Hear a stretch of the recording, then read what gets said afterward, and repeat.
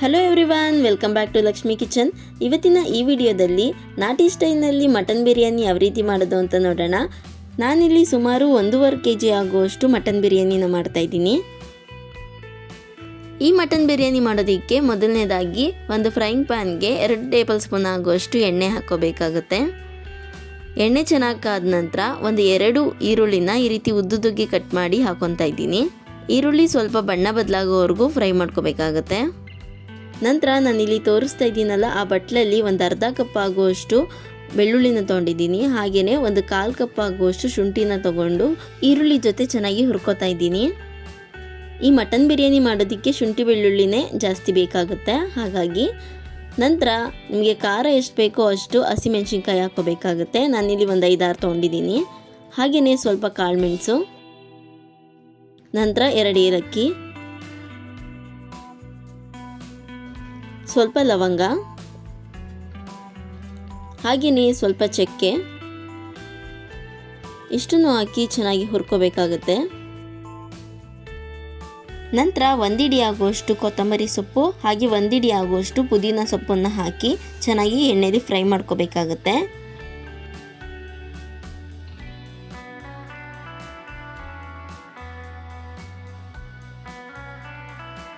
ನೋಡಿ, ನಾವು ಹಾಕಿರುವಂತಹ ಎಲ್ಲ ಪದಾರ್ಥಗಳನ್ನು ಎಣ್ಣೆಯಲ್ಲಿ ಚೆನ್ನಾಗಿ ಹುರ್ಕೋಬೇಕಾಗತ್ತೆ. ಈಗ ಇದಾಗಿದೆ. ಇದನ್ನು ಸ್ವಲ್ಪ ಹೊತ್ತು ಕೂಲ್ ಆಗಕ್ಕೆ ಬಿಟ್ಬಿಟ್ಟು ಮಿಕ್ಸರ್ ಜಾರ್ಗೆ ಹಾಕಿ ರುಬ್ಕೋಬೇಕಾಗತ್ತೆ. ಅದಕ್ಕೂ ಮುಂಚೆ ಸ್ವಲ್ಪ ಶುಂಠಿ ಬೆಳ್ಳುಳ್ಳಿ ಪೇಸ್ಟ್ನ ಮಾಡ್ಕೋಬೇಕು. ಹಾಗಾಗಿ ಮಿಕ್ಸರ್ ಜಾರ್ಗೆ ಸ್ವಲ್ಪ ಶುಂಠಿ ಮತ್ತು ಬೆಳ್ಳುಳ್ಳಿನ ಹಾಕಿ ರುಬ್ಬಿಟ್ಕೊತಾ ಇದ್ದೀನಿ.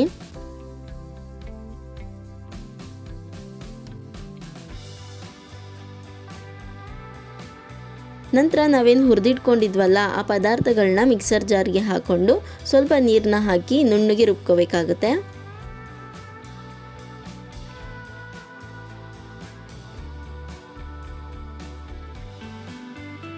ನೋಡಿ, ನಾನು ಈ ರೀತಿ ರುಬ್ಬಿಟ್ಕೊಂಡಿದ್ದೀನಿ. ನೋಡಿ, ಈ ರೀತಿ ನುಣ್ಣಗೆ ರುಬ್ಕೋಬೇಕಾಗುತ್ತೆ.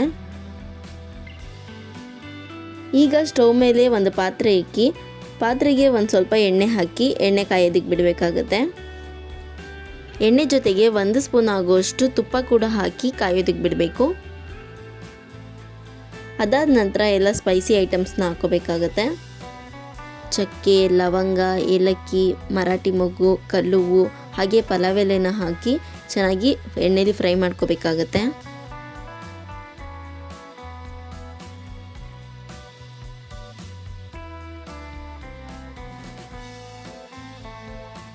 ಹಾಗೆಯೇ ಸ್ವಲ್ಪ ಸೋಂಪು ಮತ್ತು ಕಸೂರಿ ಮೇಥಿನ ಹಾಕಿ ಎಣ್ಣೆಯಲ್ಲಿ ಚೆನ್ನಾಗಿ ಹುರ್ಕೋಬೇಕಾಗುತ್ತೆ.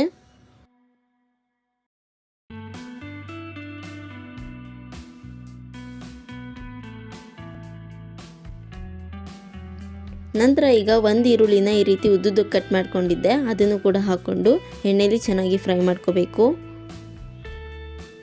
ನಂತರ ಒಂದು 3 ಹಸಿಮೆಣಸಿನ್ಕಾಯಿನ ಮಧ್ಯದಲ್ಲಿ ಕಟ್ ಮಾಡಿ ಹಾಕೋಬೇಕಾಗುತ್ತೆ. ಇಷ್ಟನ್ನು ಹಾಕಿ ಎಣ್ಣೆಯಲ್ಲಿ ಚೆನ್ನಾಗಿ ಫ್ರೈ ಮಾಡ್ಕೋಬೇಕು.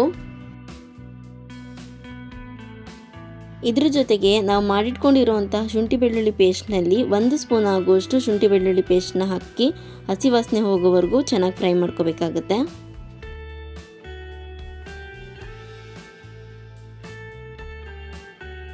ನಂತರ ನಾವೇನು ರುಬ್ಬಿಟ್ಕೊಂಡಿದ್ವಲ್ಲ ಆ ಮಸಾಲೆನ ಹಾಕಿ ಸ್ವಲ್ಪ ಹೊತ್ತು ಹುರ್ಕೋಬೇಕಾಗುತ್ತೆ.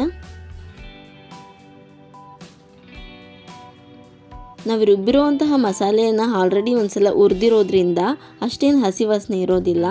ಹಾಗಾಗಿ ಸ್ವಲ್ಪ ಹೊತ್ತು ಹುರ್ಕೊಂಡ್ರೆ ಸಾಕಾಗುತ್ತೆ. ನಂತರ ನಾನಿಲ್ಲಿ 2 ಟೊಮೆಟೊ ಹಣ್ಣನ್ನು ಈ ರೀತಿ ಕಟ್ ಮಾಡಿ ಹಾಕೋತಾ ಇದ್ದೀನಿ. ಟೊಮೆಟೊ ಹಣ್ಣನ್ನು ಹಾಕಿ ಸ್ವಲ್ಪ ಹೊತ್ತು ಫ್ರೈ ಮಾಡ್ಕೋಬೇಕು. ಅದಾದ ನಂತರ ಒಂದು 1/4 ಸ್ಪೂನ್ ಆಗುವಷ್ಟು ಅರಿಶಿನ ಪುಡಿ, 1 ಸ್ಪೂನ್ ಆಗುವಷ್ಟು ಧನಿಯಾ ಪುಡಿ, 2 ಟೀ ಸ್ಪೂನ್ ಆಗುವಷ್ಟು ಗರಂ ಮಸಾಲ, ಸ್ವಲ್ಪ ಜೀರಿಗೆ ಪುಡಿ ಅಂದರೆ 1/4 ಟೀ ಸ್ಪೂನ್ ಆಗುವಷ್ಟು ಜೀರಿಗೆ ಪುಡಿನ ಹಾಕಿ ಚೆನ್ನಾಗಿ ಹುರ್ಕೋಬೇಕಾಗುತ್ತೆ.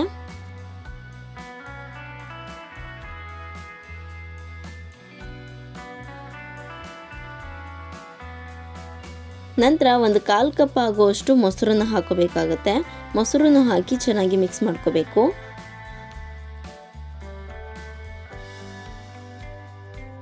ನೋಡ್ತಾ ಇರ್ಬೋದು, ಈಗ ನಾವು ಹಾಕಿರುವಂತಹ ಮಸಾಲೆ ಎಲ್ಲ ಸ್ವಲ್ಪ ಬೆಂದಿದೆ. ಈಗ ನಾವು ಮಟನ್ನ ಹಾಕೋಬೇಕು. ನಾನಿಲ್ಲಿ ಅರ್ಧ kg ಆಗುವಷ್ಟು ಮಟನ್ನ ತೊಗೊಂಡಿದ್ದೀನಿ, ಅದನ್ನು ಹಾಕೋತಾ ಇದ್ದೀನಿ. ನಾನಿಲ್ಲಿ ಎಳೆ ಮಟನ್ನ ತೊಗೊಂಡಿದ್ದೀನಿ, ಹಾಗಾಗಿ ಡೈರೆಕ್ಟಾಗಿ ಹಾಕೋತಾ ಇದ್ದೀನಿ. ನೀವೇನಾದರೂ ಸ್ವಲ್ಪ ಬಲ್ತಿರೋ ಮಟನ್ನ ತೊಗೊಂಡಿದ್ರೆ ಕುಕ್ಕರಲ್ಲಿ ಒಂದು 2 ವಿಷಲ್ನ ಕೂಗಿಸ್ಬಿಟ್ಟು ಆಮೇಲೆ ಹಾಕ್ಕೊಳ್ಳಿ. ಮಟನ್ ಹಾಕಿದ ನಂತರ ಒಂದ್ಸಲ ಚೆನ್ನಾಗಿ ಮಿಕ್ಸ್ ಮಾಡ್ಕೋಬೇಕಾಗತ್ತೆ.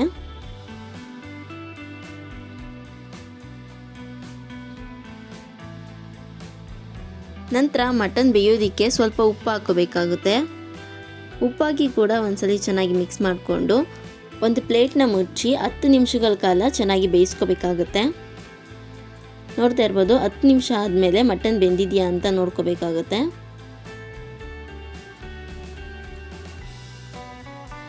ಎಳೆ ಮಟನ್ ಆಗಿರೋದ್ರಿಂದ ಬೇಗನೆ ಬೆಂದಿದೆ. ಈಗ ನಾನಿಲ್ಲಿ 2 ಕಪ್ ಆಗುವಷ್ಟು ಅಕ್ಕಿನ ತೊಗೊಂಡಿದ್ದೀನಿ. ಅದಕ್ಕೆ ಒಂದು 4 ಕಪ್ ಆಗುವಷ್ಟು ನೀರನ್ನ ಸೇರಿಸ್ಕೊಂಡಿದ್ದೀನಿ. ನೀರನ್ನ ಸೇರಿಸ್ಕೊಂಡಾದ ನಂತರ ರುಚಿಗೆ ತಕ್ಕಷ್ಟು ಉಪ್ಪನ್ನು ಸೇರಿಸ್ಕೋಬೇಕು. ಅದಾದ ನಂತರ ಸ್ವಲ್ಪ ನಿಂಬೆ ರಸ. ಈಗ ಒಂದ್ಸಲಿ ಮಿಕ್ಸ್ ಮಾಡಿಕೊಂಡು ನೀರನ್ನ ಚೆನ್ನಾಗಿ ಕುದಿಯೋದಕ್ಕೆ ಬಿಡಬೇಕು. ನೀರು ಚೆನ್ನಾಗಿ ಕುದ್ದಾದ ನಂತರ ಅಕ್ಕಿನ ಹಾಕೋಬೇಕಾಗುತ್ತೆ. ನಾನಿಲ್ಲಿ ಸೋನಾ ಮಸೂರಿ ಅಕ್ಕಿನ ತೊಗೊಂಡಿದ್ದೀನಿ. ಅದನ್ನು ಒಂದು ಅರ್ಧ ಗಂಟೆಗಳ ಕಾಲ ಚೆನ್ನಾಗಿ ತೊಳೆದು ನೆನೆಸಿಟ್ಕೊಂಡಿದ್ದೀನಿ. ಅದನ್ನು ಹಾಕೋಬೇಕೀಗ. ಅಕ್ಕಿ ಹಾಕಿದ ತಕ್ಷಣವೇ ಯಾವತ್ತೂ ತಿರುಗಿಸ್ಬಾರ್ದು. ಒಂದು ಸ್ವಲ್ಪ ಹೊತ್ತು ಬಿಟ್ಟು ಆಮೇಲೆ ನಿಧಾನಕ್ಕೆ ತಿರುಗಿಸ್ಬೇಕಾಗುತ್ತೆ. ಪಾತ್ರೆಯಲ್ಲಿ ಮಾಡ್ಕೊಳ್ಳೋದ್ರಿಂದ ಒಂದು ಬೆನಿಫಿಟ್ ಏನಂದರೆ ಮಧ್ಯ ಪ್ಲೇಟ್ನ ತೆಗೆದು ಚೆನ್ನಾಗಿ ಮಿಕ್ಸ್ ಮಾಡ್ಕೋಬೋದು. ಈಗ ಒಂದು 5 ನಿಮಿಷ ಪ್ಲೇಟ್ನ ಮುಚ್ಚಿ ಬೇಯಿಸ್ಕೊಂಡ್ಬಿಟ್ರೆ ಬಿರಿಯಾನಿ ರೆಡಿಯಾಗಿರುತ್ತೆ. ನೋಡ್ತಾ ಇರ್ಬೋದು ಎಷ್ಟು ಚೆನ್ನಾಗಿ ರೆಡಿಯಾಗಿದೆ ಅಂತ. ಇಷ್ಟು ಮಾಡಿಕೊಂಡ್ರೆ ನಾಟಿ ಸ್ಟೈಲ್ನಲ್ಲಿ ಮಟನ್ ಬಿರಿಯಾನಿ ರೆಡಿ ಆಗುತ್ತೆ. ಸೊ ಈ ವಿಡಿಯೋ ನಿಮಗೆ ಇಷ್ಟ ಆಗಿದ್ದರೆ ಲೈಕ್ ಮಾಡಿ, ಶೇರ್ ಮಾಡಿ ಆ್ಯಂಡ್ ಕಮೆಂಟ್ ಮಾಡಿ. ಮತ್ತಷ್ಟು ರೆಸಿಪಿ ವಿಡಿಯೋಗಳಿಗೆ ನಮ್ಮ ಚಾನಲ್ನ ಸಬ್ಸ್ಕ್ರೈಬ್ ಮಾಡ್ಕೊಳ್ಳಿ. Thank you for watching.